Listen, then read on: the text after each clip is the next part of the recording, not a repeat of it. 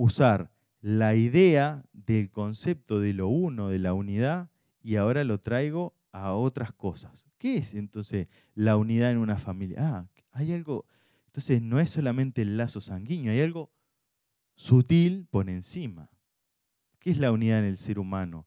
No es solamente que estemos físicamente unidos, sino que necesitamos también interiormente sentirnos bien con nosotros mismos.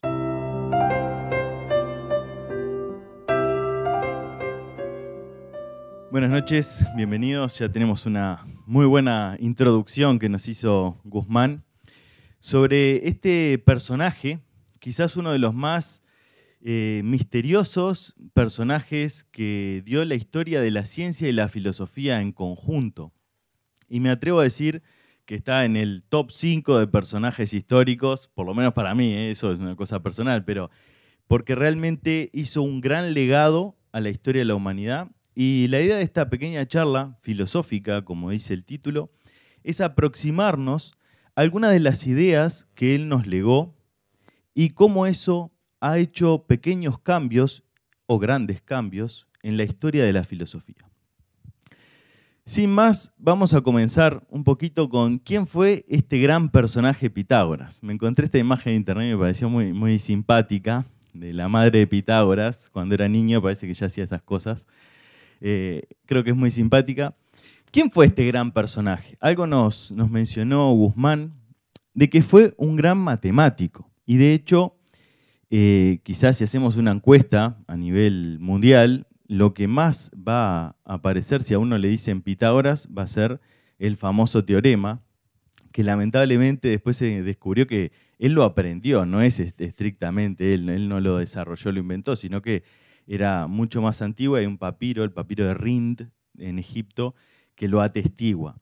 Seguramente él lo aprendió allí, pero bueno, quedó en la historia como este personaje matemático.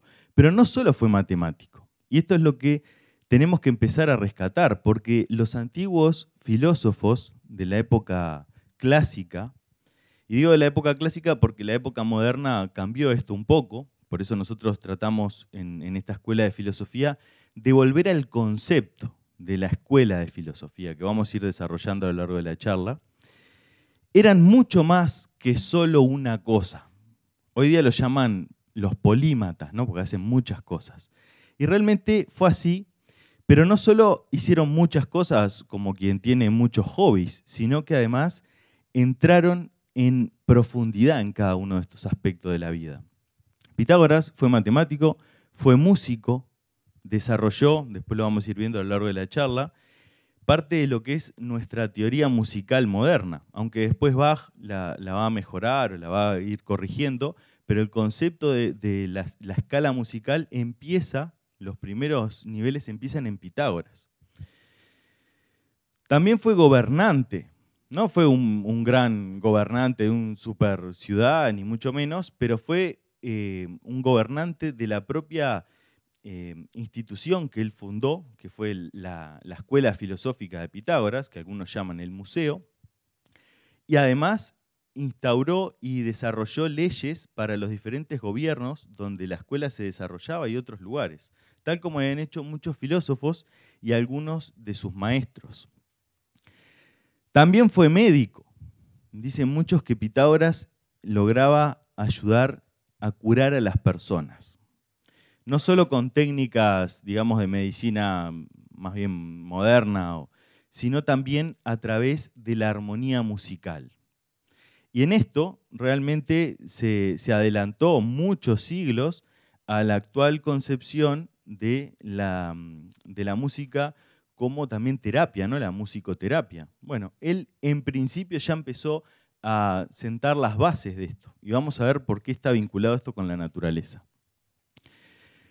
También fue un gran místico. Y esta es una palabra que a veces nos cuesta entender o nos cuesta vivir, porque la palabra místico nos suena a algo religioso, y en realidad tenemos que aprender a ir separando el concepto directamente de la mística con lo religioso, porque un verdadero científico que da su vida por la ciencia, un artista que da su vida por el arte, tiene un aspecto místico, que él trata de contactar con lo sagrado que hay en una ciencia, en el arte. La mística es algo propio del ser humano, no es algo directamente vinculado con lo religioso. Si bien lo religioso muchas veces lo canaliza, la mística es mucho más. La mística es contactarse con algo trascendente, algo que nos haga inspirarnos, algo que nos haga vivir hacia algo más grande. Y por eso él fue muy místico, y de hecho lo atestiguan muchos de los registros que hay sobre la escuela. Y por último, y quizás lo más importante, al menos desde la óptica de la Escuela de Filosofía, y yo creo que lo vamos a ir viendo que es quizás lo más importante realmente, es que fue un filósofo, ¿no? Tanto es así que se le atribuye que la propia palabra filósofo la creó Pitágoras. Parece que una vez fueron, cuentan las leyendas, pues no tenemos muchos escritos de esto, que le dijeron: Pitágoras, usted la verdad que es un gran sabio, porque tenía un alto nivel, y dice: no, yo sabio no, yo soy un filósofos, un amante de la sabiduría. Él no se consideraba sabio, se consideraba un amante de la sabiduría, que es lo que quiere decir la palabra filósofo. Y de ahí parece que la instauró.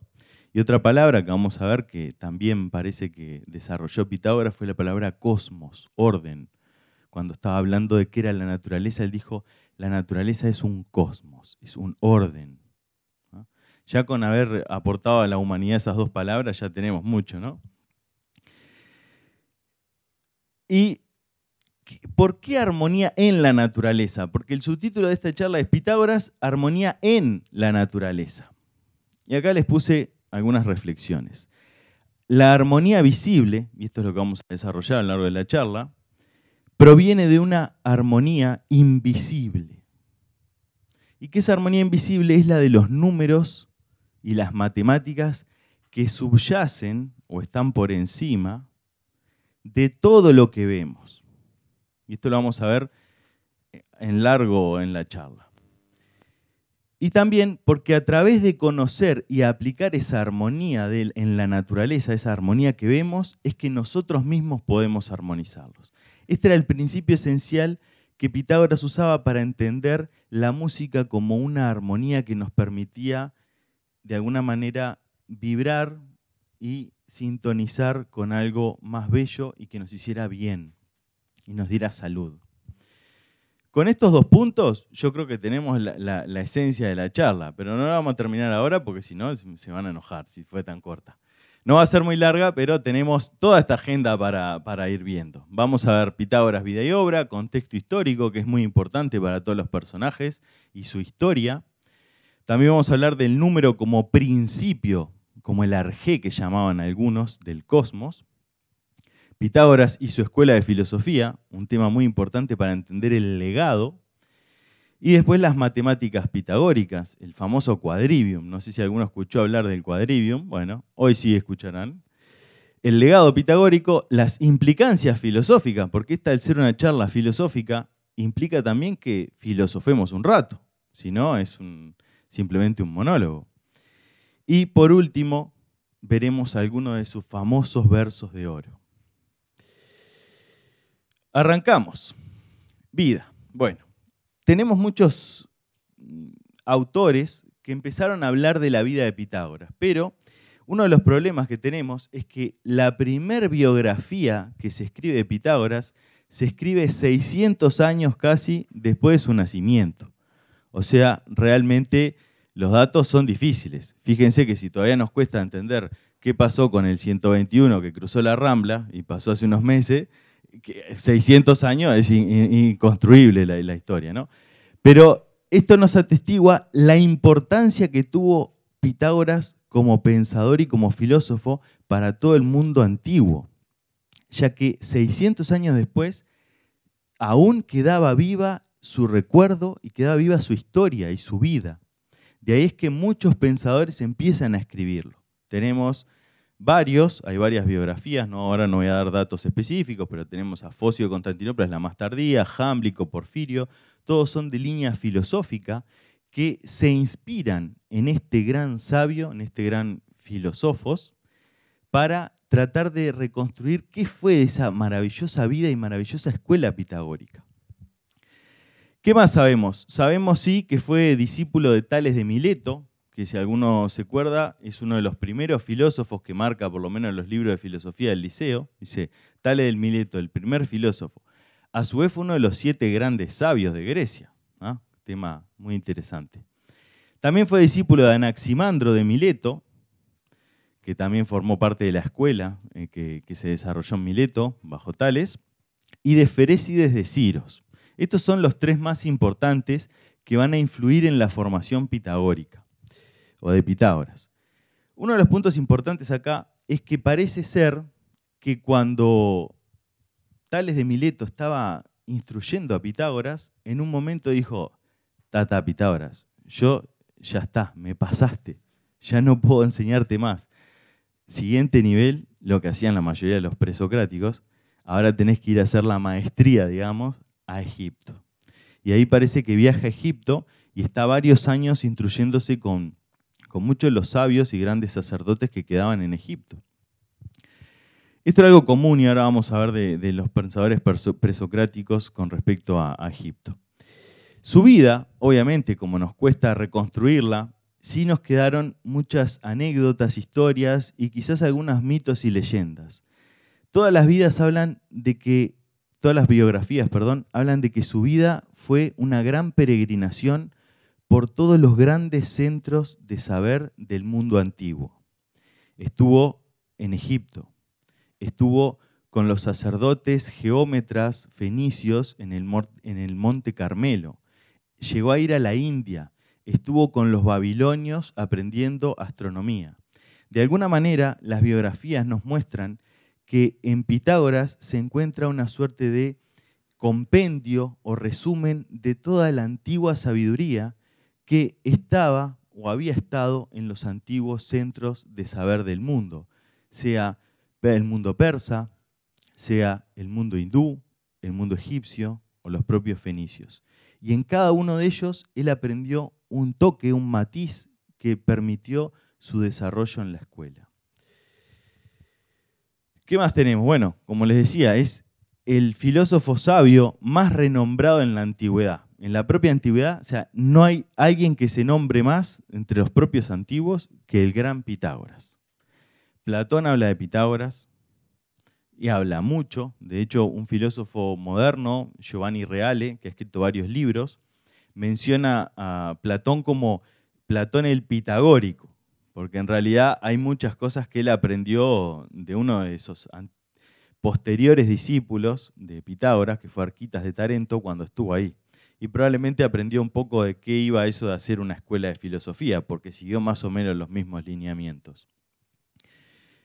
Otro de los grandes fue toda la escuela que hoy día se conoce bajo el nombre de la escuela neoplatónica, con el famoso Plotino a la cabeza, y todos sus discípulos, Porfirio, Jámblico y tardíamente Proclo y Herocles, que van a ser quienes más escriben sobre esto. Y por lo que podemos ver en la historia, en estas escuelas de filosofía, particularmente en la escuela neoplatónica que surge en el siglo III después de Cristo, se va a desarrollar un muy fuerte estudio de la enseñanza pitagórica. Tanto es así que los pocos, digamos, fuentes o enseñanzas pitagóricas que tenemos más fieles, si se quiere, provienen de la época neoplatónica. De un neoplatónico que tenía, se ve que, por lo que podemos juzgar a través de la historia y de los personajes, era parte de sus trabajos de investigación dentro de la formación en la escuela, estudiar a Pitágoras. Y de ahí se escribió un maravilloso libro que la vida y el misterio del destino nos permitió traer hasta nosotros, que se llaman los famosos versos de oro de Pitágoras. No sé si alguno los ha escuchado hablar, hoy leeremos algunos, que son parte de esta compilación que hubo en esta escuela neoplatónica tardía, donde Herocles hace una introducción y después comenta uno a uno todos los maravillosos versos de oro. Así que la vida de Pitágoras realmente es uno de los mayores enigmas que hay. Hay miles de anécdotas, desde que fue anunciado por los grandes sacerdotes de Apolo, como que venía un hijo de Apolo, y por eso le pusieron Pitágoras, como el Pita era la pitonisa, aquella que daba la comunicación con los grandes dioses en los oráculos, y ella misma lo anunció como hijo de Apolo, por eso le pusieron Pitágoras. Hay muchas más, pero vamos a tener que ir pasando porque si no, créanme que no nos va a dar para esa agenda. ¿Qué pasó con su obra? Hacia el año 530 a.C. se cuenta que por ciertos problemas con el tirano de turno de la isla de Samos, Pitágoras emigra, ya había estado en Egipto, había vuelto a Samos, pero ahí las circunstancias, las condiciones no eran las mejores, así que lo que va a hacer emigrar a otra ciudad donde pueda fundar y desarrollar su escuela. Esa ciudad va a ser la ciudad de Crotona, que actualmente se encuentra en Italia, ¿ah? en partecita del taco de la bota de Italia. Y ahí va a desarrollar una escuela que fue muy importante, porque tuvo muchos seguidores. Y lamentablemente, si bien para entrar a la escuela, vamos a ver después, era muy estricto. Había que tener una disciplina moral, o sea, no cualquiera entraba. Había que ser muy bueno estudiando, pero además tener una gran disciplina moral demostrada de que uno realmente era una persona de bien, si se quiere, ¿no? Y parece ser que alguno que no pudo entrar, porque no era del todo, digamos, de línea del bien, digamos, se enojó con la escuela y cuenta la leyenda que sembró la idea de que el terremoto que había habido cerca de ese momento había sido provocado por los propios pitagóricos en alguna especie de ritual mágico. Habían hecho un terremoto, imagínense. Y esto generó bastante problemas y no sabemos muy bien qué pasó con Pitágoras, pero sí sabemos que la escuela pitagórica fue incendiada. Algunos dicen que Pitágoras murió en el incendio y otros que se fue a la zona de Metaponto y ahí vivió algunos años más. Lo cierto es que no sabemos exactamente qué es lo que pasó con Pitágoras, pero sabemos que el legado que dejó de la escuela, del concepto de escuela y toda su enseñanza quedó como una huella imborrable en la historia. Tanto es así que, insisto, que va a ser replicada por muchos filósofos. No contamos con obras directas de él, ya les dije. Se cuenta que míticamente Platón, que conocía la historia de Pitágoras, Platón es algunos 2 siglos posterior a Pitágoras, quiso encontrar las enseñanzas y parece que pagó una fortuna por un antiguo manuscrito que se cree que era pitagórico. Y en base a ese manuscrito él habría escrito uno de sus diálogos más importantes, que es el diálogo del Timeo, que habla sobre la naturaleza, que es de raíz pitagórica innegable. ¿Qué es lo que entendía Pitágoras? Y acá, por eso les puse estos elementos. Se le atribuye la creación de la palabra filosofía y cosmos, como les dije, cosmos como el mundo ordenado, que el mundo en que vivimos, el mundo donde nos encontramos, sensible, diría Platón, y lo vamos a citar varias veces a Platón, es un mundo que está ordenado de acuerdo a grandes leyes de la naturaleza, y esas leyes pueden ser entendidas matemáticamente. Y si entendemos esas leyes matemáticas, podemos entonces aprender cómo hacer que haya orden, que haya cosmos en nosotros. Tiene lógica lo que decía. Por eso, para comprender el cosmos, el orden que rige al mundo, debemos estudiar la armonía en la naturaleza. ¿Qué hace que algo sea bello? ¿Qué hace que algo funcione? ¿Qué hace que algo sea duradero? ¿Qué hace que algo viva y pueda expresarse y desarrollarse como ser en la naturaleza? ¿Qué es lo que está? ¿Por qué hay gente que es feliz y gente que no? ¿Qué está detrás de eso? Esa es la búsqueda de la armonía, porque él entiende que el mundo es maravilloso y que hay un orden, pero que acá abajo, ese orden que viene de arriba, digamos, acá abajo a veces se desordena un poco, ¿no? Nosotros mismos nos desordenamos a veces con nuestras ideas, nuestros sentimientos, nuestros pensamientos, las cosas que nos pasan, nos desordenan. A veces perdemos el rumbo, a veces perdemos la alegría, la felicidad nos cuesta encontrarla. Entonces, ¿cómo armonizarse? A través de conocer lo sutil que está detrás de todas las cosas.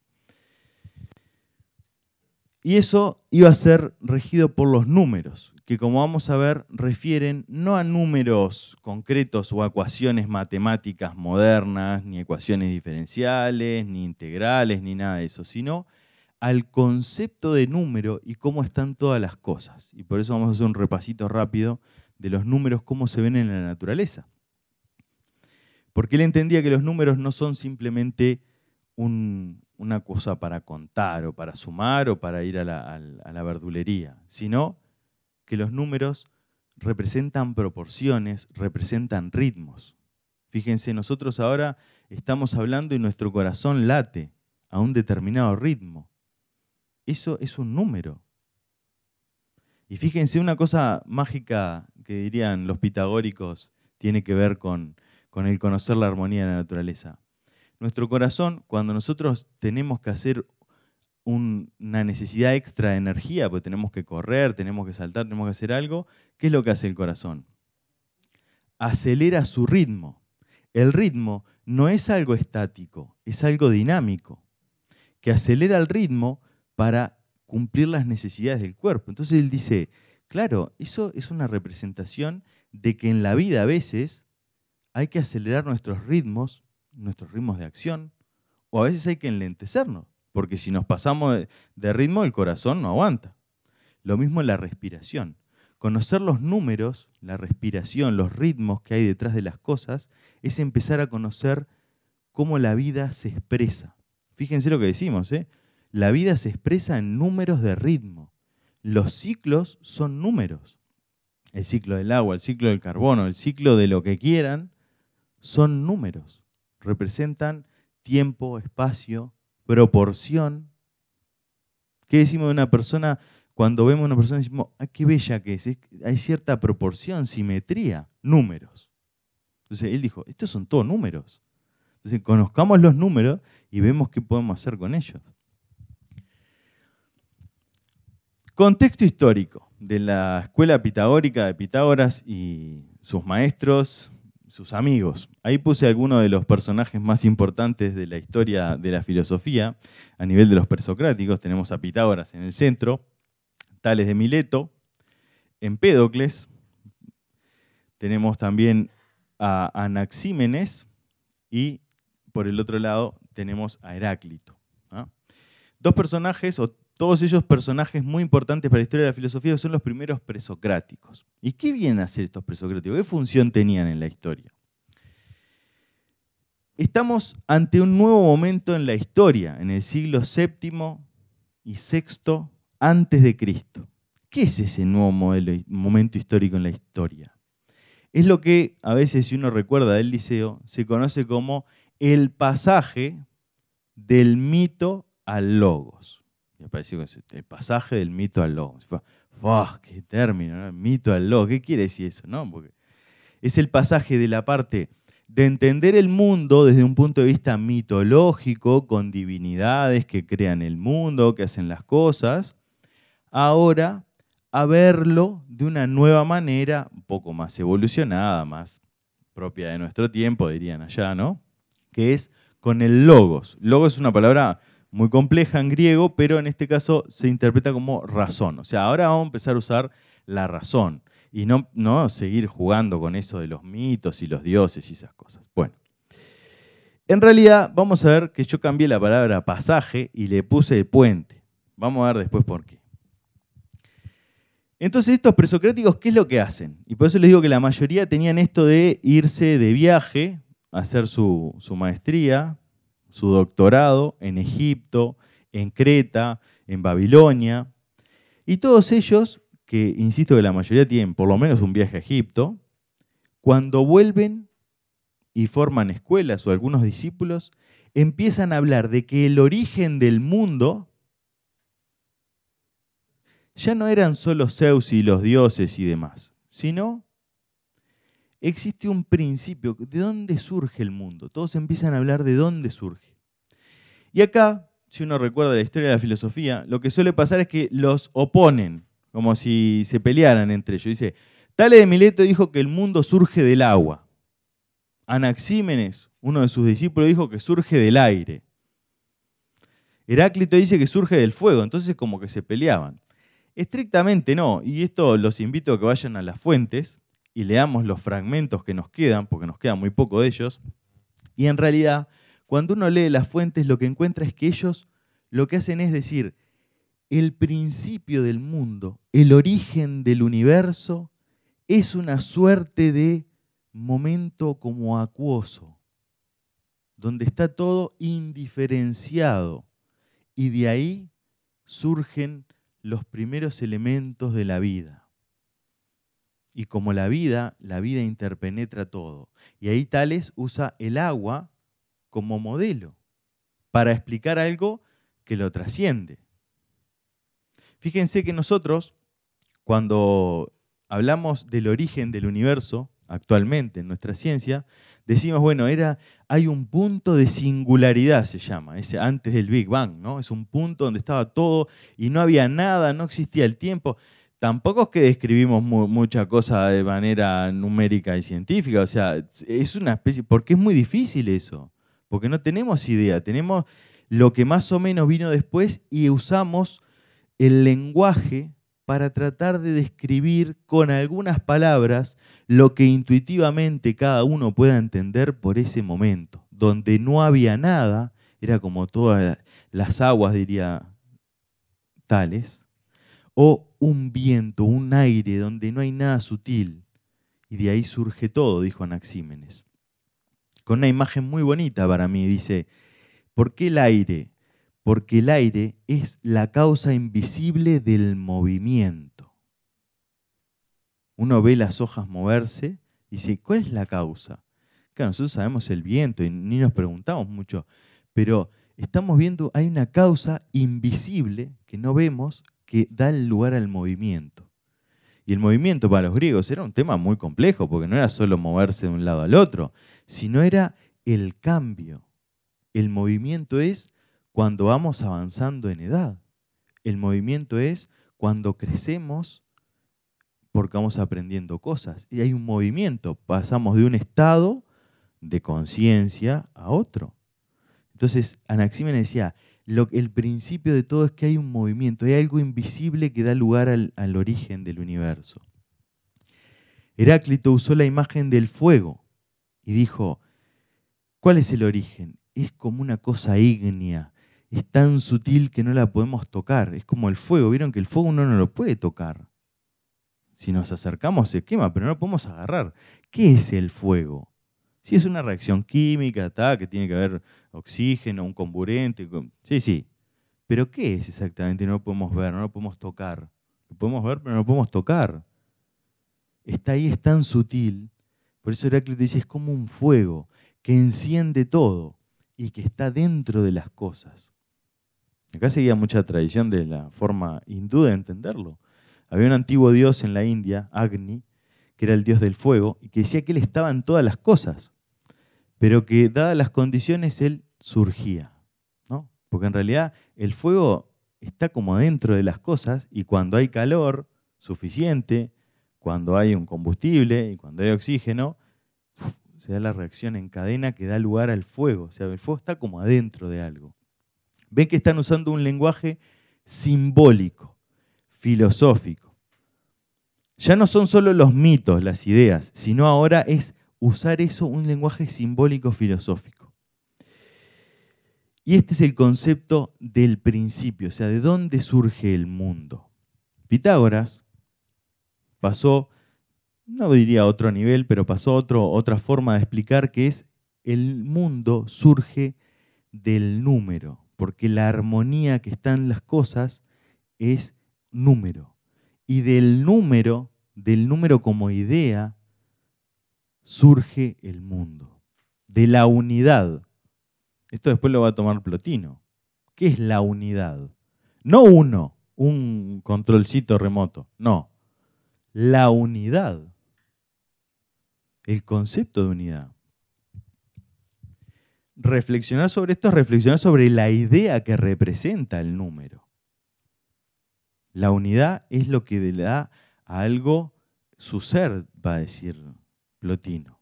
Dice, los seres lo son en virtud de su unidad. Una frase que para mí es maravillosa. Los seres lo son en virtud de su unidad. O sea, si tienen unidad son seres. ¿Qué pasa si nosotros cuando una persona fallece, qué es lo que pasa? Su unidad se separa. Ya no hay una unidad como ser. Se empieza a separar, ¿no? Cuando viene la enfermedad y podemos morir, hay una separación. Y después cada órgano deja de estar en función de una unidad. ¿Qué pasa para que exista una familia? Tiene que haber unidad. Si no hay unidad no existe el ser familia. Puede haber lazos sanguíneos, pero no haber una familia. Nosotros actualmente ahora somos una sala de conferencias, porque tenemos una unidad que es la charla, que nos unifica. ¿Ven? Todas las cosas son en función de que existe algo superior que las une. A un ser humano la vida, una familia el amor que da lugar a una familia, y así cada una de las cosas. Todo existe, lo que existe realmente es porque hay una unidad. Si no, son partes. Y la clave está en cómo unir las partes. Nosotros mismos a veces, aún vivos, no somos una unidad. Porque a veces tenemos unas ideas, unos pensamientos, emociones que van por otro lado y actuamos de manera distinta, ¿no? Ese famoso actúo, pienso y siento y no condicen. Entonces ahí nos falta unidad. ¿Ven? Acá está la idea del número como armonización. En cada uno de nosotros, para que exista felicidad, tenemos que tener una unidad, ser una unidad individual como persona. Pensar una cosa y lograr sentir de esa manera y vivirlo. Si no, estoy disgregado, estoy separado, y esto nos pasa a todos. Y si nos ponemos a pensar, siempre viene a mi mente esa concepción que es difícil a veces de definir, pero que todos hemos sentido, que es esa sensación de remordimiento de conciencia. Todos lo tenemos, no lo podemos definir muy bien, pero alguna vez nos ha pasado que nos sentimos como mal con nosotros mismos, porque es como que hicimos algo que sabíamos que no teníamos que hacer, o no hicimos algo que sabíamos que teníamos que hacer. Es decir, no hubo unidad en mí. Pero por otro lado también tenemos esa otra cosa mágica, que es esa sensación que podemos denominar del deber cumplido, ¿no? Es como que hice lo que tenía que hacer. Y ahí como que hubo una unidad en mí. Yo hice lo que realmente estaba convencido. Me lleva esfuerzo, capaz que un poco de dolor, pero lo logré. Y eso me hace sentir satisfecho. Fíjense que no es a veces una alegría, es una sensación de plenitud, de unidad con uno mismo. ¿Ven? Esto es interpretación filosófica de los números. Por eso podemos hablar de la dualidad, como la lucha de los dos opuestos que nosotros mismos tenemos. En esta lucha, esta dualidad de la conciencia, que a veces está en un lado, a veces está en el otro. O podemos hablar de la importancia del número 3 como el equilibrio. Bueno, ya vamos a ir entrando en ello. Por eso es que este modelo filosófico que se instaura a partir de estos filósofos presocráticos es un modelo que me gusta llamarlo el puente entre el modelo mitológico y el modelo moderno científico, si se quiere. No sé si lo puse acá, no, en la otra.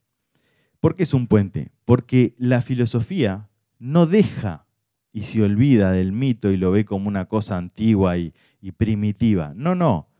Lo entiende como importante para acceder a cosas que a veces solo con la razón no llegamos. Necesitamos el mito, necesitamos algo que nos ayude a intuir otras cosas. El mito no es una verdad, el mito es una forma simbólica de transmitir algo. Y esto lo van a saber y lo van a decir los filósofos presocráticos y de ahí en más todos los filósofos que realmente hicieron escuela y siguieron la tradición filosófica de una escuela de formación humana que vamos a ir viendo. Por eso Platón, quizás el más renombrado filósofo de la historia, que ya debería haber pasado esto y sería solo logos. No, no. Está lleno de mitos, Platón. Porque él sabe que la mente humana, racional, solo puede llegar hasta un punto. Y después de eso necesitamos lo que él llamaría una intuición, una captación intuitiva, y para eso se usan los mitos. Para que cada uno, de acuerdo a su propia idea, su propia forma de ver el mundo, capte algo que está más allá de lo racional. Insisto que, aunque no se diga, o quizás algunos como Feyerabend y otros que estudian el desarrollo de la ciencia lo explican, aún en la ciencia también se usa el mito para tratar de explicar las cosas que así nomás no se puede, ¿no? Lo que pasa es que no usamos la palabra mito, usamos la palabra símbolo, analogía, pero es lo mismo, ¿sí? Es un símbolo que trata de explicarnos algo que con la mente racional no llegamos. Por eso este modelo de los filósofos presocráticos realmente es un puente, unen esos dos mundos, ¿no? ¿Y qué es entonces el modelo filosófico de acercamiento a la realidad? Algunos que han venido a otras charlas habrán escuchado esto, que yo me gusta marcarlo porque creo que es importante para entender un poco qué es lo que hacemos también en Acrópolis. Nosotros intentamos humildemente reproducir en nuestro siglo XXI, con las adaptaciones correspondientes, el modelo filosófico, es decir, una forma de acercamiento a la realidad filosófica. Ni netamente científica, ni mitológica. Es un puente que une esos dos aspectos del ser humano, la parte intuitiva de la mente y la parte racional. Porque la filosofía, recuerden que siempre fue la base de la ciencia, desde los pitagóricos, que dieron las bases matemáticas, hasta lo que fue la filosofía natural. Y siempre me gusta recordar a nuestro querido Isaac Newton, que cuando hizo ese libro de física tan importante y las leyes de Newton, él le puso principios matemáticos de la filosofía natural. Es decir, la matemática que está atrás de la filosofía natural. Podría haber dicho enseñanzas pitagóricas sobre la naturaleza y era lo mismo, ¿eh? ¿Qué tenemos del estudio del acercamiento a la realidad desde un modelo filosófico? Es multidimensional, es decir, esto que hablábamos, o sea, entendemos que no existe solamente un mundo físico, sino también puede haber un mundo que podemos llamar, si se quiere, metafísico, es decir, un mundo donde no es lo concreto, que ahí puede entrar mucha cosa, pero entra lo, si se quiere, espiritual, lo emocional, lo psicológico, que también nos afecta y que es muy importante. Porque si no respondemos o no conocemos nuestra psique, las cosas, los miedos que tenemos, los anhelos profundos, tampoco podemos conocernos a nosotros mismos. Y eso la biología no lo puede describir. Eso la física no lo puede medir. ¿Cuánto pesa un pensamiento? ¿Cuánto pesa nuestro amor hacia las personas, hacia nuestras parejas, hacia nuestros hijos, hacia nuestras mascotas? ¿Cómo lo podemos pesar eso? No. ¿Cómo? ¿Son reacciones físico-químicas del cerebro? Bueno, puede ser, pero aún así eso no me dice nada. Yo sigo con dolor o con amor o con sufrimiento. Porque esas cosas están en otro nivel. Y filosóficamente tenemos que aprender a trabajar con eso y a conocerlas. Y esto lo hicieron todas las grandes escuelas de filosofía, entre ellas la escuela pitagórica. Utiliza las analogías. Esto es muy importante porque eso que acabamos de hacer hace un ratito, hace unos minutos, cuando decíamos que hablar de la unidad y decir, bueno, ¿qué es la unidad? Y cómo cuando yo tengo unidad, cuando yo tengo multiplicidad, es decir, cuando me disgrego, lo que me pasa, eso es hacer una analogía, ¿sí? Usar la idea del concepto de lo uno, de la unidad, y ahora lo traigo a otras cosas. ¿Qué es entonces la unidad en una familia? Ah, hay algo, entonces no es solamente el lazo sanguíneo, hay algo sutil por encima. ¿Qué es la unidad en el ser humano? No es solamente que estemos físicamente unidos, sino que necesitamos también interiormente sentirnos bien con nosotros mismos. Entonces hay una unidad, hay algo que nos une por encima, que no es lo físico. ¿Se dan cuenta que es siempre está en un nivel sutil, por encima de lo que vemos. Eso es analogía. Por eso así es arriba como es abajo, dice uno de los aforismos del hermetismo, y el macrocosmos y el microcosmos, o sea, el gran universo y el pequeño universo recogen las mismas leyes. La aplicación es la misma, pero a diferente escala. Y el modelo filosófico de la realidad, para acercarnos a la realidad, concibe una vivencia práctica de los conocimientos. Es decir, y esto es muy importante, porque esto diferencia una escuela de filosofía y un filósofo a la manera antigua de un pensador moderno, que a veces son pensadores, porque no, o sea, sí tienen grandes ideas, pero la vivencia no está. Todos estos antiguos filósofos había que vivir las cosas. ¿Qué quiere decir vivir? Bueno, está bien, perfecto. Ahora ya no solo me quedo con esa idea de que tengo que lograr la unidad conmigo mismo, ahora me tengo que poner a buscarla. ¿Qué es la unidad? ¿Dónde está mi unidad interna? ¿Qué cosas quiero hacer y no puedo? ¿Qué cosas me gustaría y tengo límites internos?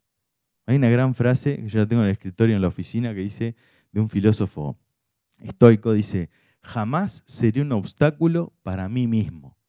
Es una frase que me parece preciosa. Porque a veces nosotros somos obstáculos para nosotros mismos. Y esto es difícil de explicar, pero todos lo entendemos. Cuando somos obstáculos de nosotros mismos. Cuando la pereza nos gana, cuando la envidia nos gana, cuando perdemos con nosotros mismos. Entonces, ahí está la búsqueda de la unidad. Pero ahora la parte práctica es, bueno, tratemos de entender eso, vivámoslo. ¿Qué es la unidad? Reflexión y vivencia. Si no están los dos aspectos de la realidad, reflexión y vivencia, o vivimos de manera autómata, o reflexionamos y somos otra cosa. Somos una gran mente que va por un lado y una vida que va por otro.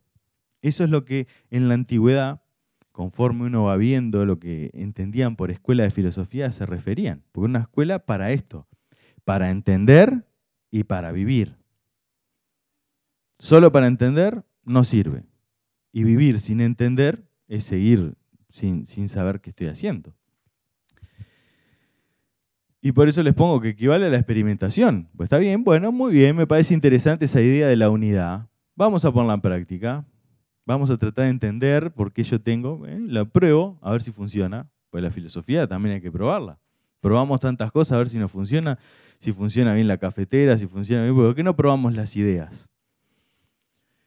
Y les puse esta imagen que es preciosa de Hipatia, de Alejandría, que fue una gran filósofa y matemática de la escuela neoplatónica de Alejandría del siglo V. Y fue muy importante porque desarrolló muchas ideas matemáticas y lamentablemente, como le ha pasado, cosa curiosa a muchos filósofos a lo largo de la historia, fue asesinada, ¿no? Porque ir en contra de las ideas establecidas en el mundo nunca es muy recomendable en la historia, parece, ¿no? Pero bueno, los filósofos seguimos haciéndolo y así tratamos de movernos. Pitágoras, entonces, el número como principio del cosmos. Vamos a ir entrando en este tema. Me asombro de la hora. ¿Están adelantando el reloj este o qué? Pitágoras, el número como principio del cosmos. ¿Qué quiere decir esto? Bueno, ya un poco hablamos, ¿no? Que los números que subyacen y que son de alguna manera como la causa, diría Pitágoras, de la manifestación, de lo concreto, ¿no? El número, para Pitágoras, entonces, de alguna manera rige las cosas. Es como que las cosas siguen esas proporciones, esa armonía numérica, y se acercan más o menos. Platón va a tomar esto y lo va a desarrollar de una manera exquisita. Lo vamos a ver. ¿Qué tenemos hoy día? Que Pitágoras capaz que no conocía, o capaz que intuía, ¿no? Tenemos muchos conceptos matemáticos, hemos hecho muchísimos estudios de simetría en la naturaleza, de los conceptos de la geometría fractal, cómo se desarrollan. La geometría fractal es la geometría que se encarga de ver cómo crecen y se desarrollan determinado tipo de organismos para tener mayores niveles de interacción con el medio ambiente, ¿no?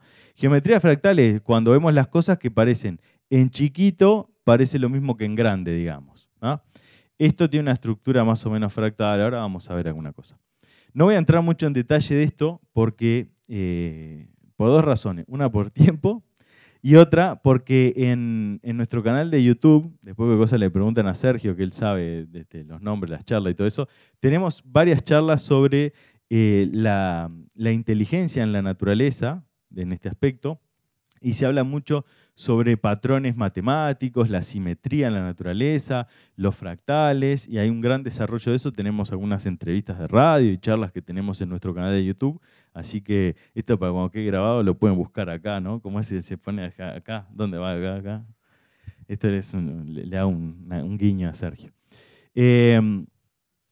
Simetría en la naturaleza, nidos y madrigueras. Este lo agregué yo porque me gustan los nidos. Vieron que los nidos a veces tienen, los nidos de las hormigas son una cosa geométrica preciosa. Obviamente los panales de abejas, o sea, todos está como... Y algo que es muy común de nuestro país, que es el nido de hornero. Vieron que está diseñado de una manera que no entre el viento, se mantenga el calor. O sea, hay como una inteligencia que es asombrosa. Y la reina, si se quiere, de las proporciones, que es la famosa proporción áurea, que también tenemos alguna charla sobre esto, que es el famoso número de oro, que es una proporción que se encuentra en infinidad de cosas en la naturaleza. De hecho, en nosotros mismos también existe esa proporción. Ahora lo vamos a ver, ¿no? Y les puse algunas imágenes como para instarlos a que vean estas charlas que tenemos sobre la maravillosa simetría y números que existen en la naturaleza. Fíjense este Nautilus, miren qué belleza, esa espiral. Los paneles de abejas con esas celditas hexagonales. Siempre uno se pregunta, y yo en la facultad de ciencias, suelo preguntar a algunos profesores, digo, ¿y dónde es que aprenden bien el modelo porque las celdas son preciosas, y son geométricas perfectas? Digo, bueno, es un instinto. Digo, ¿qué es bien el instinto? Bueno, y que ahí queda, porque no se sabe exactamente. Sí, es un instinto, pero con esa frase tampoco decimos mucho. O sea, ¿cómo se traspasa de generación en generación eso? Porque no es que lo ven algunas. Porque si yo me llevo una abeja a otro lado y nunca le mostramos un panal, ella sabe hacerlo. Hay algo como que está grabado, hay como una... hay un personaje actual que se llama Rupert Sheldrake, que trabaja sobre este concepto, que es un científico, que habla sobre los campos morfogenéticos, que habla de estas cosas que es cómo existe como campos de ideas o de formas, y a través de eso, pero lo dejamos para otra charla. Veamos acá simetrías varias. Miren qué preciosa esta cebra, ¿no? Acá más ejemplos de simetría, ¿no? Lo paso rapidito, después lo pueden ver Y otro más que particularmente a mí me llama mucho la atención, que es en los minerales. Fíjense que todos los minerales, si ustedes hay algunas tablas periódicas que lo tienen, de acuerdo a su número atómico, aparecen algunos valores de organización geométrica, que son las estructuras cristalinas que siguen los minerales. Vieron que a veces unos minerales, a veces uno va a la feria y venden unos minerales preciosos, y uno dice, ¿esto está pulido? No, ellos crecen así. Se desarrollan así. Determinadas condiciones tiene que haber, pero existe. Y a veces, aunque no los veamos, también están así. Si alguno tiene en su casa alguna mesada de granito, ahí internamente, aunque no se ve macroscópicamente, internamente se está siguiendo esta estructura. Este tipo de estructura, cúbica, hexagonal, seguramente, si es granito hay cuarzo, y otros más, ¿no? Entonces, todo en la naturaleza parece seguir modelos matemáticos. En esto le damos la derecha a Pitágoras y decimos, es verdad, parece seguir modelos matemáticos. Ahora vamos a ver que la cosa a veces no es tan simple. Proporción áurea. Ya les dije que es la reina de las proporciones porque está en todas las cosas. Fíjense, está en el famoso pentágono. Fíjense que los pitagóricos usaban este símbolo para representarse a ellos como escuela.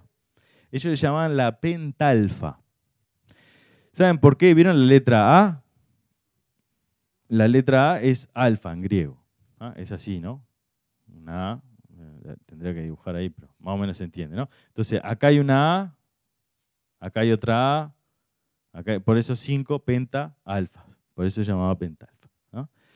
Y en esta figura geométrica aparecen la relación que hay entre este segmento y este otro es la proporción áurea. La relación que hay entre este verde y este rojo es la proporción áurea. Y así hay muchos puntos donde aparece esta proporción. ¿Y qué es esta proporción? Es este número famoso, que no vamos a desarrollar ahora como viene matemáticamente la cuestión, pero la cosa es que es la relación, una proporción es la relación que hay entre una medida y la otra, ¿no? Cuando decimos, esto vale el doble de esto otro, ¿qué decimos? Una proporción es 2, ¿no? Si multiplico por 2 el valor de una cosa, algo sale 10 pesos y algo sale 20. Es el doble, ¿no? Eso para nosotros es muy simple, es una cosa. Eso es una proporción, la proporción ahí es 2. La proporción áurea es 1,618, es un número periódico infinito, y esta es la relación que hay, por ejemplo, en este pedazo, este fragmento, perdón, de una de las plumas de pavo real, entre este segmento, si yo agarro este segmento y lo divido por este, me da 1,618. Si agarro un pedazo del pétalo midiendo esto, lo mismo. Si agarro al ser humano, tomo al ser humano, este que dibujó el gran Leonardo da Vinci, nos agarramos nosotros y medimos del ombligo a los pies y del ombligo a la cabeza y dividimos, nos da aproximadamente 1,618. Si tomo mi mano y agarro un segmento del dedo, y lo divido por me da 1,618. Si tomo la palma con los dedos, me da 1,618. Si tomo esta sección de la cara con esta otra, 1,618. Está en todos lados, pará. O sea, realmente, y es así, ¿eh? Mídanse. Algunos serán más, otros menos, eso siempre. Pero hay como un modelo. De hecho, hay estudios de belleza, de L'Oreal o no sé quién de estas marcas famosas, que estudian cómo los rostros que parecen más bellos tienen una mayor simetría y se acercan más al número. Porque, les tiro un adelanto de lo que dice Platón, acá en el mundo sensible, porque él estudió mucho Pitágoras, dice, no se llega al número exacto. Eso es del mundo de las ideas. Acá es imperfecto. ¿Se acerca más o se acerca menos? Exactamente, nada en el mundo sensible es perfecto geométricamente. Si uno dice, vamos a hacer ahora un cubo perfecto. Un cubo, un cubito. ¿Lo podemos hacer perfecto? Usamos toda la tecnología del mundo. Agarramos todo el dinero. Lo más perfecto, no. Traigo un microscopio y vemos como a veces un pelo, vieron que parece un árbol todo horrible al costado y uno lo ve perfecto. Dice, bueno, agarramos un microscopio y la línea va a ser rugosa. Nunca va a ser perfecta como ¿dónde es perfecto el cubo? En las ideas, en nuestra mente. En nuestra mente sí es perfecto. ¿Y cuántos cubos hay? Bueno, puede haber n, muchos. Cuidado ahí que no se caiga nada. No se me duerma el que está ahí adentro, que ¿no? Ahí atrás hay alguien. En nuestra mente sí es perfecto. Y en nuestra mente es uno. ¿Y qué tamaño puede tener el que querramos? El volumen que querramos, el color que querramos, la forma que querramos, porque en la idea es perfecto, pero en la manifestación no. Platón va a decir que las cosas tienden, o sea, se esfuerzan, por decirlo de alguna manera simbólica, por acercarse al modelo, como hacemos todos en realidad. De vuelta hacemos el análisis filosófico. Nosotros no tenemos un modelo de lo que nos gustaría hacer y en nuestra mente es perfecto. Pero en el esfuerzo que nos lleva y nos acercamos a veces más, a veces menos. ¿Ven? Lo mismo, esto es analogía, esto es filosofía, ¿eh? Sí.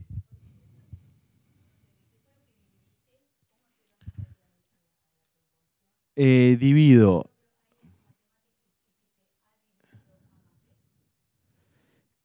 Sí, en realidad es A más B dividido A o A dividido B. Porque es una proporción particular. O A dividido B. Por eso es tan interesante esto. Después lo podemos avanzar. Y también hubo un gran matemático del siglo XVI, si mal no recuerdo, Fibonacci, si no fue del siglo XVI, del XVII, por ahí, que estudió cómo se desarrollaban la mayoría de las plantas o los árboles, cómo iban creciendo las ramas. Dijo, mirá, tiene un tronco, después salen 2, bien, y después salen 3, y después salen 5, y después salen 8. Y se le ocurrió, estos matemáticos son así, de repente se les ocurren cosas raras. Dice, vamos a dividir este número sobre este. 2 dividido 1. 2 dividido 1. 2, muy bien. 3 dividido 2. Está, 3 medios, ya más difícil. Está. 5 dividido 3. Está. Y empezó a dividir. Y este número, si uno divide 21 sobre 13, ya nos queda 1,6, 15. No está 18, pero 15. Y si esto sigue la progresión matemática que siguen muchos de las plantas en la naturaleza, la progresión matemática, si uno divide un nivel de ramas sobre el inferior, cada vez se acerca más a la proporción áurea. Esto es una cosa maravillosa. Esto deleitaba a los personajes del Renacimiento. Por eso escribieron un libro llamado La Divina Proporción, poniendo como que era la proporción de Dios. O sea, porque es como la huella. No puede ser que en toda la naturaleza se está copiando, que ser está copiando a otro, que toda en la naturaleza sigue esta proporción, ¿no? Es una cosa increíble. Y está, obviamente, en todos los seres que tienen una simetría pentagonal aparece la proporción áurea, y en muchas cosas más que, insisto, con verlo en la próxima charla que tengamos de este tema o en YouTube. Pitágoras, su escuela de filosofía, para comprender y alcanzar el cosmos. Porque esto tenemos que ahora avanzar en... Ya está, ya tenemos la idea, más o menos por ahí viene la cosa de que existe una armonía en números y que está en la naturaleza. Bueno, ¿cómo era la escuela? ¿Qué hizo cuando fundó la escuela? Partió de lo que podemos denominar filosóficamente una cosmovisión. ¿Qué es una cosmovisión? Es algo muy simple, es una visión del cosmos. Bien, está. ¿Y qué quiere decir una visión del cosmos? Es cómo nosotros, cada uno de nosotros, entiende al cosmos, al mundo, al universo. Es decir, cuáles son las ideas que tenemos fundamentalmente de 3 cosas. ¿Qué es el ser humano? ¿Qué es el universo? ¿Y qué es la vida? Que es el pasaje de un ser a través del universo. Las ideas que tengamos sobre esto configuran nuestra forma de actuar y de vivir. Así de claro. La cuestión es, y esto yo siempre me lo pregunto, es que nuestra cosmovisión, es decir, nuestra forma de entender qué es el universo, qué es la vida, qué somos nosotros, ¿la elegimos nosotros o la heredamos de nuestra familia, nuestra cultura, la educación? Bueno, podemos decir que un poco y un poco. Pero imagínense que ahora podemos comprender, reflexionar y decir, no, la cosmovisión que tengo, o sea, la forma que tengo de entender el mundo es algo producto de mi propia reflexión. Y no que la heredé. Porque bueno, en el mundo que vivimos hay una idea de que el mundo, el cosmos, son una suerte de roca flotando por el universo. Eso nos hace actuar de una manera. El ser humano es como una especie de animal, ¿no? Esas cosas nos hace actuar de una manera. Entonces, si cambiamos la forma que tenemos de entender al ser humano, al universo y a la vida, cambiamos nuestra forma de relacionarnos. Y esto fue lo primero que hicieron todas las escuelas de filosofía. Es decir, a ver, ¿cuáles las ideas que tenemos sobre la vida, sobre el universo y sobre el ser humano? Vamos a estudiarlas. Vamos a estudiar qué es el ser humano de verdad. No cómo está constituido, cómo pesa, cuántos órganos tiene, la cantidad de huesos y todo eso. No. ¿Qué es? ¿Y qué es la vida? Y esto es lo que hace la diferencia entre una escuela de filosofía, y les digo, y pensadores, que hay muchos pensadores sobre muchas cosas muy interesantes, pero que hay que partir de esto, de partir de la cosmovisión.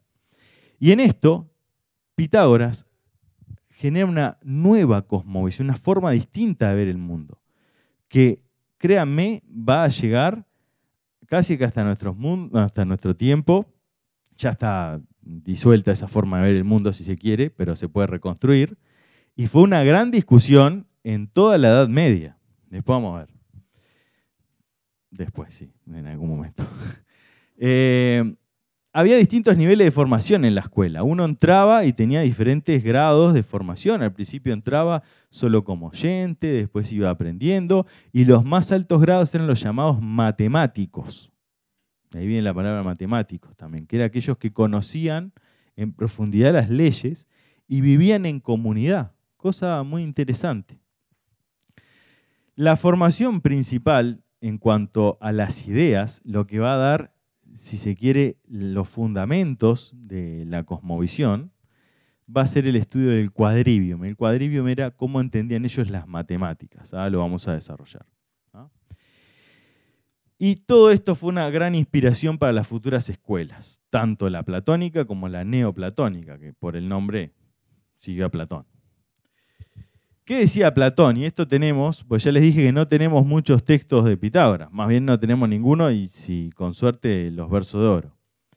Pero Platón escribió mucho porque realmente tuvo un gran amor, una gran consideración por toda la escuela pitagórica. Dice, Pitágoras constituyó en vida un guía didáctico para aquellos que le amaban por su conversación, legando a la posteridad un método de vida.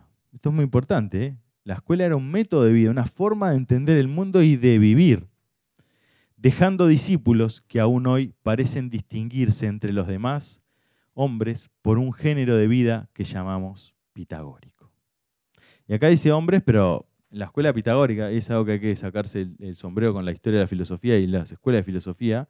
Siempre hubo mujeres. Pitágoras se casó, tuvo hijos, y la esposa de Pitágoras, se me fue el nombre ahora, Teano, la esposa de Pitágoras, fue una gran matemática que también quedó y había muchas maestras pitagóricas. Lo mismo en la escuela de Platón y lo mismo en la escuela neoplatónica que pusimos a Hipatia.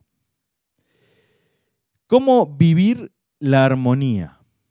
La escuela de formación humana que tuvo Pitágoras, a ello podemos llamar una escuela filosófica, una escuela de formación humana integral, tenía estos dos grandes aspectos. Una formación intelectual que daba los fundamentos, como les dije, de la cosmovisión, que era a través del quadrivium, y una formación vivencial, una formación práctica que era la vivencia de la cosmovisión. Es decir, tenemos ideas, ahora hay que vivirlas. Y para vivirlas había ejercicios de psicología, se enfrentaba, cuentan la tradición, que enfrentaban a los discípulos de Pitágoras a sus propios miedos para trabajar con ellos, para enfrentarse. Si había uno que era muy charlatán, lo hacían que se refrenara en su palabra. Si había uno que era muy tímido, lo instaban a que hablara más. O sea, trabajaban con esos aspectos para que cada uno de alguna manera se dominara, si se quiere, y no fuera víctima, que este es uno de los puntos importantes, de nuestros miedos o nuestros grandes deseos. Porque cuando decimos jamás seré un obstáculo de mí mismo, es que a veces somos víctimas de nuestros propios miedos. Y nuestros miedos son como límites. Si yo no los paso, me quedo hasta ahí. Si yo tengo miedo a hablar en público, ¿cómo voy a poder transmitir mis ideas? Si yo no me entreno, dirían los estoicos, en la fortaleza, ¿cómo voy a superar las dificultades que me va a poner la vida? Sí o sí me las va a poner, ¿eh? Por eso hay que entrenarse en la virtud, dirían los estoicos y también los neoplatónicos. Esos eran los ejercicios. También había meditación, había poesía, había música, había himnos, cantaban himnos, hacían pequeñas celebraciones cuando salía el sol, en los equinoccios, en los solsticios.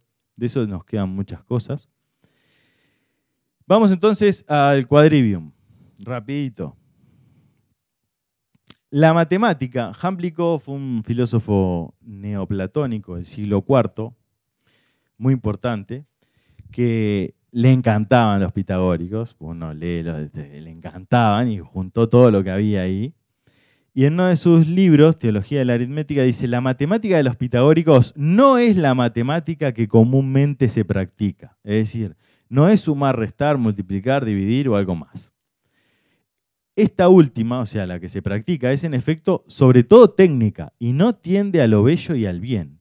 en tanto que la de los pitagóricos es exquisitamente contemplativa, es decir, para usar la mente para reflexionar. Y orienta todos sus teoremas hacia un fin último, y lo hace de modo que todos sus razonamientos se unan estrechamente a lo bello y al bien. Fíjense lo que buscaban, la idea de las matemáticas.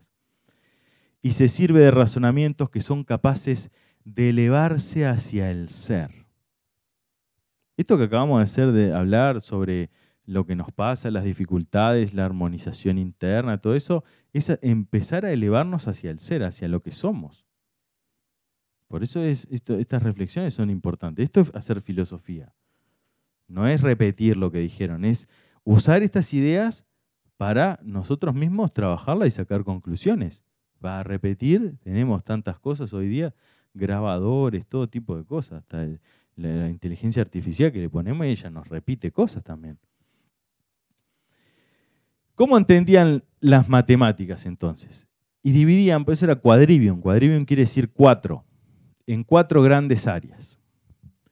La aritmética, la geometría, la música o los armónicos y la astronomía. ¿Y qué era esto? Al decir alguno de los neopitagóricos tardíos, la aritmética era el estudio del número en sí mismo. Es decir, tratar de entender el número como idea. Eso que dijimos hace un ratito cuando hablamos de la unidad o de la dualidad. ¿Qué es la dualidad? ¿Qué son los opuestos? ¿Por qué en el mundo existe dualidad? ¿Cómo se supera la dualidad? Esas son las ideas que están detrás de los números.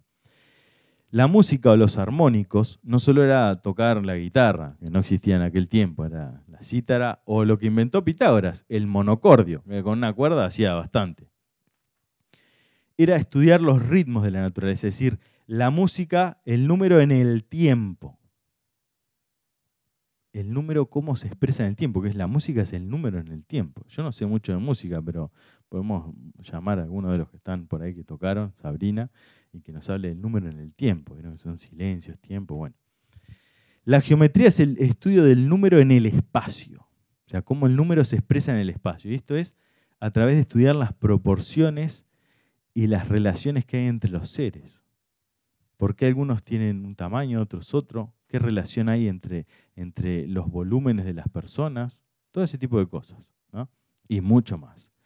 Y la astronomía era el estudio del número en el espacio y en el tiempo. Una cosa preciosa. ¿Y qué era? A través de estudiar los números, cómo van sucediendo los eventos. Es el número en el espacio y en el tiempo. Por eso les puse ahí el movimiento, el cambio, la evolución. O sea, cómo se van dando los cambios. Era lo que ellos entendían por el concepto de astronomía y lo vinculaban directamente con los movimientos celestes. Platón va a hablar mucho de esto. Les recomiendo el libro séptimo de la República para hablar de esto. Y como a veces está por ahí medio perdido, es difícil de encontrar, les traje algunos fragmentos. La aritmética eleva notablemente el alma y la obliga a discurrir acerca de los números en sí. Los números como idea. Sin permitir jamás que alguien discurra poniendo números que cuentan con cuerpos visibles o tangibles. Es decir, las matemáticas buscan entender la idea. ¿Ven que lo dice Platón? Más lindo que yo. Habla de la geometría y dice, hablan de un modo ridículo, aunque forzoso, como si estuvieran obrando o como si todas sus discusiones apuntaran hacia la acción de cuadrar, aplicar, que hacen los geómetras. Dice, voy a cuadrar esto, voy a aplicar. Y demás palabras de esa índole, cuando en realidad todo este estudio de la geometría es cultivado apuntando al conocimiento de lo que siempre es. Miren lo que era la matemática pitagórica, ¿eh? Nos quedó nada de esto, nos quedó el teorema de Pitágoras y mucho. Y acá tenemos algunas cosas que estudiaban ellos, los poliedros platónico-pitagóricos, que Platón después los va a desarrollar bastante, que son los poliedros regulares, acá un poco el concepto de los números como idea, ¿no? Por eso les puse, nos servimos de las figuras geométricas para estudiar las ideas de los números que ellos representan, ¿no? ¿Vieron que hoy hablábamos de la unidad? Y decíamos, para que haya una unidad tiene que haber algo que esté por encima, ¿no? La familia, el amor, el ser humano, la unidad con nosotros mismos, con nuestra... Bueno, fíjense qué hermoso ejemplo de eso es este símbolo. para que existan todos estos infinitos puntos que hacen un círculo, tiene que haber algo, un centro. Se define así el círculo, todos los puntos que equidistan a la misma distancia de un centro. Pero ese centro está ahí, ¿lo podemos tocar si hacemos un círculo? No, está como en otro nivel porque no existe en el punto. El punto, está bien, usamos el compás, pero estrictamente el círculo, ese punto, es chiquitito, chiquitito, chiquitito, no existe. Está como, simplemente es como en otra dimensión, si se quiere. Es como una rueda, ¿no? Gira la rueda. ¿Cuál es el único punto de la rueda que no gira? El centro. Pero pínchenme una rueda donde es el centro. Estrictamente, matemáticamente, sí está ahí, es una cosa matemática, pero está como en otro nivel. No sé si logro expresarme y explicarme, ¿no? Y es lo mismo, el centro. Entonces, esa es la idea de la unidad. Ahora apliquémosla en lo que sea. Familia, Estado, lo que quieran. Y así con cada uno de estos números. Pero eso lo dejamos para las futuras clases, los que siguen en la materia, que sé que hay algunos acá que van avanzando y ya les va a tocar. Sobre la astrología y sobre la música, astrología o astronomía. Miren qué frase preciosa cuando veamos el cielo estrellado. Es esos bordados que hay en el cielo, dice Platón. Los bordados que hay en el cielo están bordados en lo visible. Y aunque son los más bellos y perfectos en su índole, porque uno cuando ve el cielo estrellado queda maravillado, ¿no? Les falta mucho en relación con los verdaderos, con los invisibles. Así como los movimientos con que se une el verdadero número y las verdaderas figuras, movimientos que son aprehensibles, o sea, que son tomables, entendibles, por la razón y por el pensamiento, pero no por la vista. Es decir, podemos ver el cielo, pero las leyes son las que están, lo interesante de eso, lo que está detrás de esos bordados. Fíjense que es poesía, ¿no? Y me dicen que no usaba el mito Platón. A ver. Lo mismo en el caso de la astronomía, a partir de los acordes, sobre la música que se oyen, hay que elevarse al examen de los números armónicos y de los que no lo son, lo cual es útil para la búsqueda de lo bello y de lo bueno.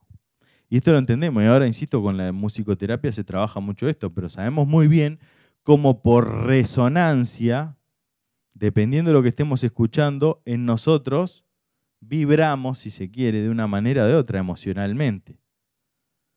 Al estar tristes, determinada música triste como que nos baja más. La música alegre nos levanta. Eso es una resonancia. ¿Ah? Seguimos, ya para terminar. Acá tenemos el monocordio que inventó Pitágoras, parece, para empezar a delinear lo que van a ser los números y la base de la música, de la notación musical. Esto es lo que hizo el famoso Kepler, de las leyes de Kepler, que estudió el movimiento de los astros, basados en las enseñanzas pitagóricas, ¿no? De cómo se movían los planetas. Se los dejo ahí. Mysterium Cosmographicum es el libro, si quieren.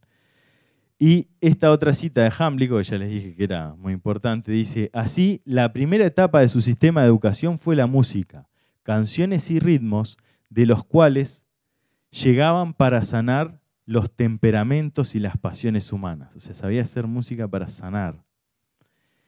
La armonía original de los poderes del alma se restauraba. Pitágoras divisaba la remisión y la sanación completa de las enfermedades que afectaban cuerpo y alma. Esto nos dice Jámblico, lo que era Pitágoras. Aportes que tuvo el cuadrivio a lo largo de la historia, o sea, aportes, cosas que nos llegaron hasta hoy de la escuela pitagórica. Teorema de Pitágoras, los 5 sólidos regulares, tipos de triángulos, en aritmética los números irracionales que los estudiaron, el promedio, la mediana, la proporción áurea, en astronomía el heliocentrismo, cosa que tardó en venir, pero que hay filósofos pitagóricos que hablaban del heliocentrismo, ¿no? Como entre ellos fue Filolao de Crotona. La música de las esferas, que hablaba de la música que hacen los astros cuando se mueve. Cada cosa que se mueve vibra, y si vibra tiene una frecuencia, y si esa frecuencia podemos oírla, ¿no? Esto lo estudió Kepler y le puso notas. Hay páginas que uno puede hacer clic y suena cómo vibran los planetas cuando se mueven. Tampoco piensen que es una cosa, pero es interesante escuchar.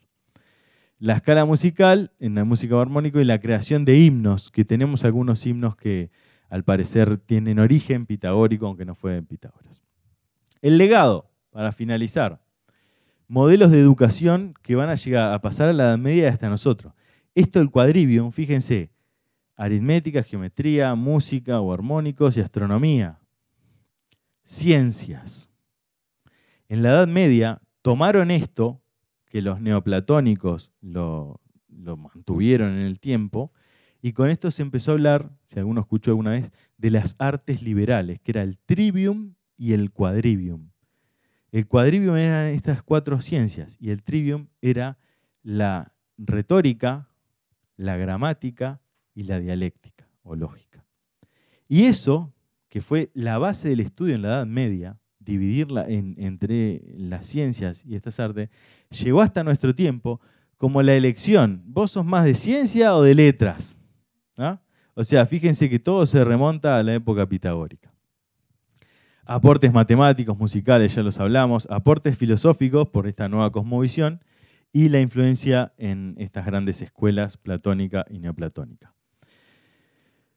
Por penúltimo, creo, queda alguna más. La parte filosófica. Cosmovisión pitagórica. Filosóficamente podríamos preguntarnos, y esta es la pregunta que, créanme, llevó siglos de discusión, sin laudarse, en toda la Edad Media. ¿La naturaleza, entonces, sigue patrones matemáticos o en realidad estos son una herramienta para estudiar la naturaleza? Esta discusión aparece en la Facultad de Ciencias. Yo cuando voy entre los físicos y los matemáticos, uno dice, tu física sigue mis leyes, dice el matemático, ¿no? Alguno. Y los físicos dicen, no. Vos me creás matemática y más o menos se aproxima a lo que me sirve a mí para entender. Entonces es como una lucha, si existe el mundo de las ideas o no. Esto fue la gran discusión en los escolásticos medievales, la famosa discusión sobre los universales. O sea, ¿la matemática y las ideas tienen existencia real o son producto de nuestra mente? Obviamente el modelo platónico-pitagórico, pues ya les digo que Platón fue el que desarrolló esto, parte de estos postulados o evidencias. Hay un orden, una armonía en la naturaleza que es evidente, es innegable. La vimos en 4 o 5 imágenes de todo como existe. O sea, eso es innegable. La naturaleza parece seguir patrones numéricos. Entonces, partiendo de esta base, se le da realidad al mundo de las ideas. Y fíjense que esto, lo digo así nomás, pero hay que afirmarse si le damos realidad al mundo de las ideas. Es decir, existen las ideas y no son nuestra creación. Entonces esto ya cambia. Esto tiene unas implicancias. Ahora vamos a ver. Entonces, ¿cuál es las implicancias? Platón lo que hizo fue aclararnos las cosas y dividió el mundo en 2 grandes mundos. El mundo inteligible y el mundo sensible. Es decir, el mundo de las ideas, donde están los arquetipos reales, existentes, modelos de las cosas, y el mundo de acá abajo, el mundo de los sentidos, donde los seres imperfectos se acercan, como dijimos, más o menos. Porque uno puede agarrar esta ecuación y ponérsela en un Nautilus, y va a acercarse. Y alguno más, otro menos. Vamos a medir al ser humano y nos va a dar que nos acercamos más o menos, pero hay como un modelo. Y Platón lo que nos va a decir entonces es que si esto tiene realidad, hay consecuencias, que tiene que haber un concepto de desarrollo. Y esto es lo que hablamos, es volver al concepto de unidad en nosotros. Es saltar, subir de nuestra propia división, de nuestra propia lucha interior, dirían los orientales, a la unificación de yo conmigo mismo. Y esto es bastante, pero es real. Porque si no lo creo, ¿qué pasa? Bueno, voy a estar así toda la vida. Total, no existe la unidad como idea. No existe, yo nunca voy a ser una unidad. Siempre voy a tener esta lucha interior y bueno, me jorobo, marché, tengo mala suerte. Es una vida triste esa. Por eso les digo que tiene implicancias esto. Si uno acepta que la unidad es posible, entonces me tengo que mover hacia ella. Y si acepto que no es posible, entonces me tengo que rendir al sufrimiento. ¿Vieron? Esto es filosofía, ideas puestas en marcha. Implicancias. La armonía de la naturaleza sensible es consecuencia de la armonía inteligible. Eso sería una implicancia de aceptar el modelo platónico pitagórico. Existiría un sentido en la vida, por esto que decimos. Entonces, si yo puedo concebir una unidad, que puedo ser una unidad, y puedo moverme hacia ahí, entonces ya hay una dirección. Ya le estoy poniendo sentido a la vida. Fíjense, ni más ni menos que darle sentido a la vida. Y no es una frase, no es un emblema, una cosa para el sentido de la vida es tal cosa. No, no, lo estamos desarrollando nosotros. Nosotros estamos concibiendo el concepto, partiendo de esta idea. Y lograr la armonía bienestar, porque armonía bienestar es lo mismo, individual, depende de nosotros.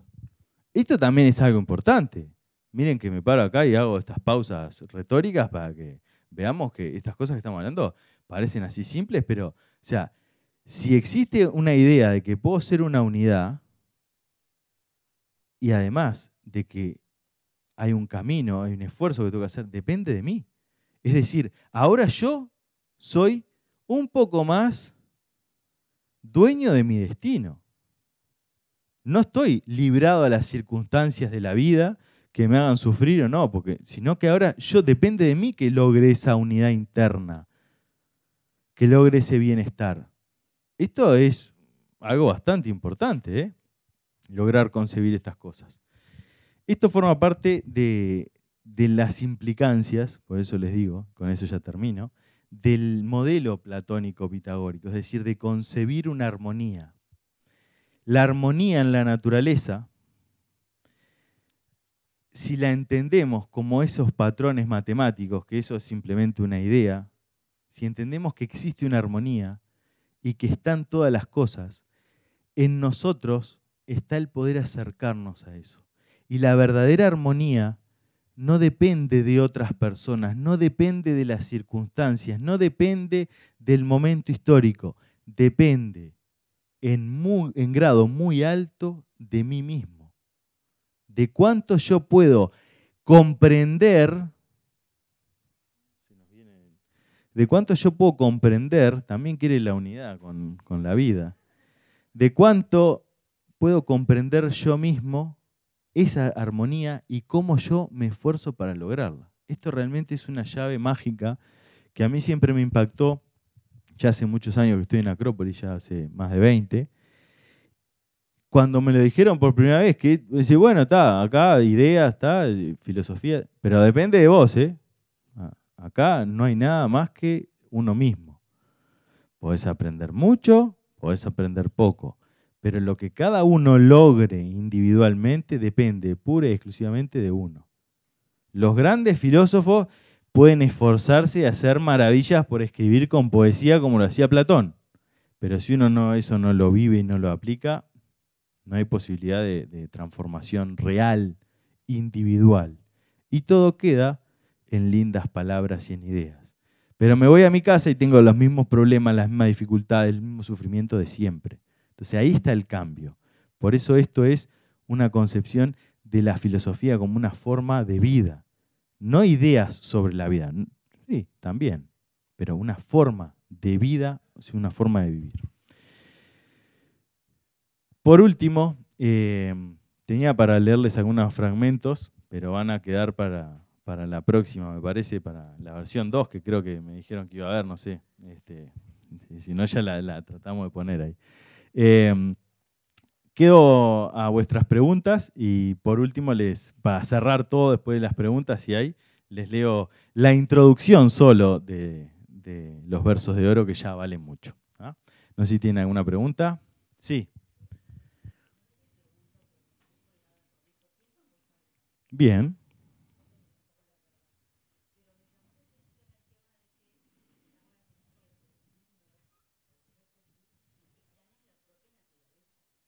Los números, sí. Pero está en la propia naturaleza como el punto que no se mueve está en la rueda que sí. O sea, está por un grado por encima. Por eso Platón lo describe muy bien cuando habla de los dos mundos, de un mundo de ideas que está como en otra dimensión y un mundo sensible. Mm, sí,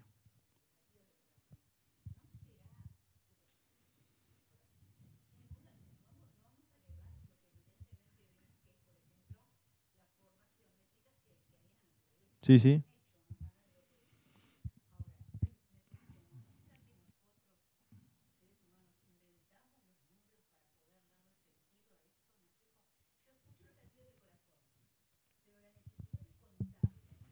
Pásame.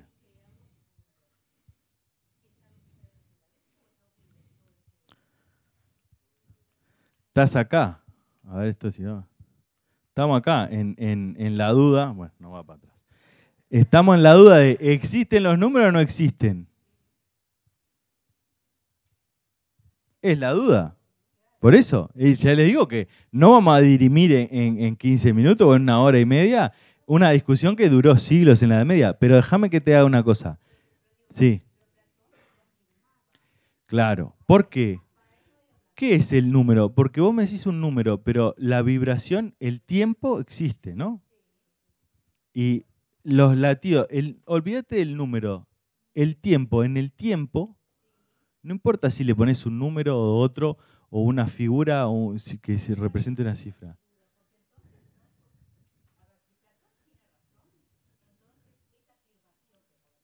Ajá. Bueno, el dibujito actual es arábigo.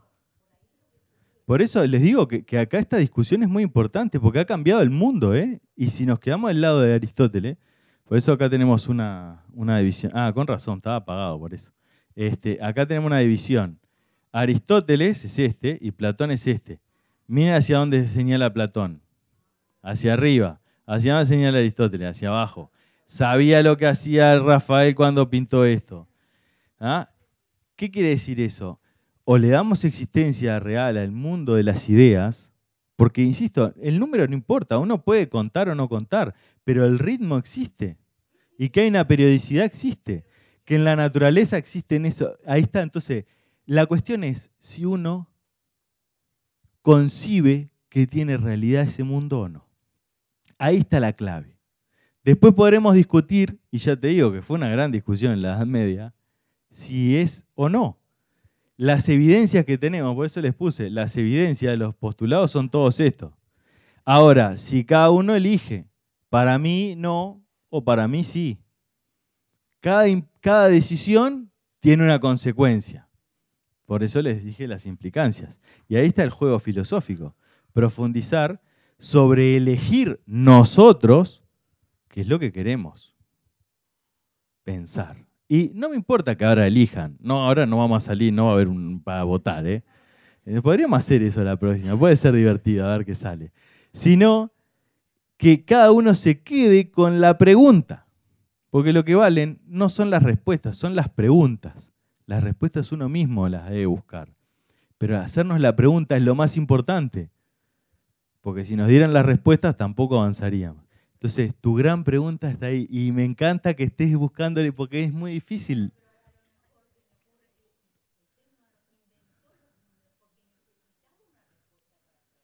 Puede ser, pero el ritmo sigue existiendo, el latido del corazón sigue. Y si vos,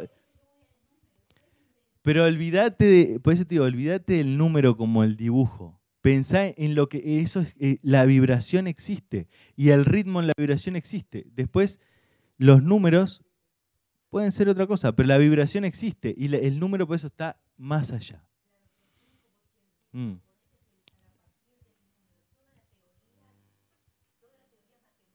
Sí. Y por eso te digo, los grandes matemáticos, ¿qué hacen? Dicen, yo no invento nada, ellos descubren. Para muchos matemáticos dicen, yo descubrí un teorema, porque el teorema estaba o no estaba. O lo inventa uno el teorema, un teorema matemático. Lo descubro. Entonces, porque es una relación, ¿en qué es un teorema? Es una relación matemática que ya está. Porque si uno no la descubre, ¿está o no está? ¿No? Y está. Y en la naturaleza está o no está ese número. Por más que después le pongamos 1,618 o usemos, ahí estamos usando una base 10, pero podemos usar una base 2, una base 16, una base cualquiera. Nos va a dar una relación. Por eso lo importante no es el número, es la relación. O sea, el vínculo que hay entre uno y otro. ¿Ah? Pero eso es ya filosofía avanzada, digamos, pitagorismo avanzado. Eso lo dejamos para algunas clases. ¿Ah? No sé si una más, y porque si no me van a tirar las orejas. Sí. Bien.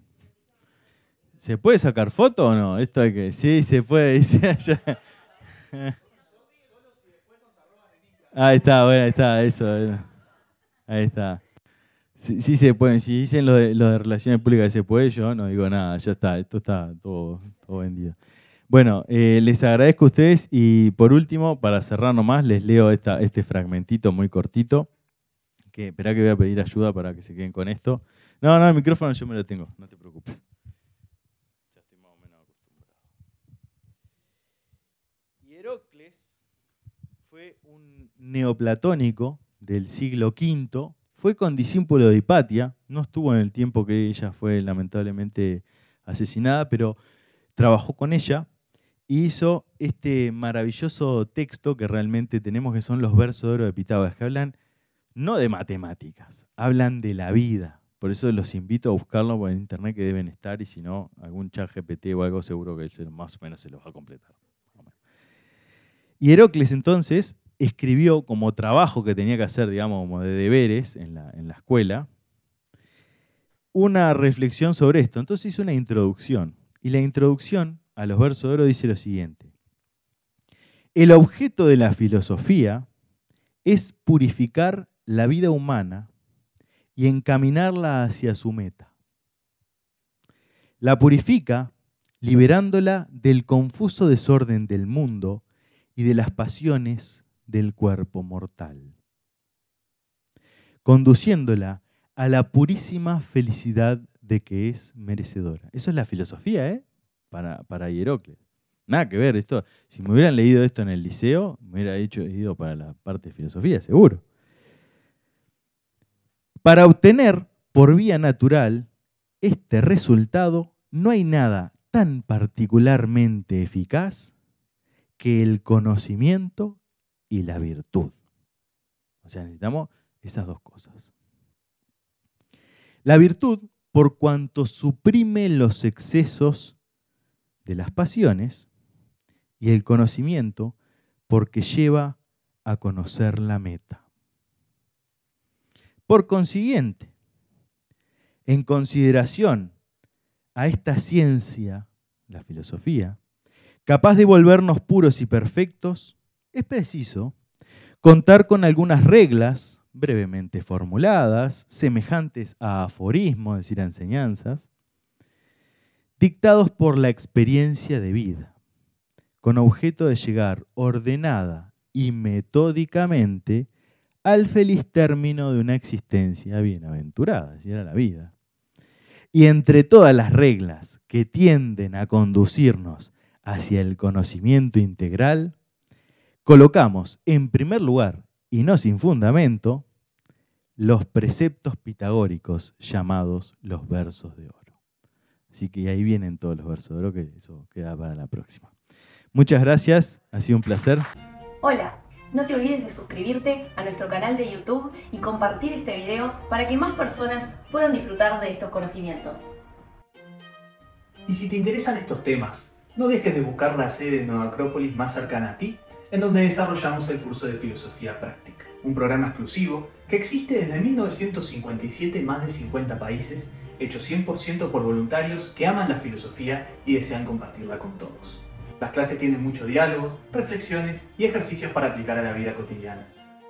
Estamos en más de 400 sedes en todo el mundo, abriendo nuevos cursos todos los meses, además de actividades de cultura y voluntariado. En Uruguay estamos en Montevideo y en Colonia. Abajo en la descripción puedes encontrar los links para anotarte a nuestras charlas y cursos. Nos vemos. Hasta pronto.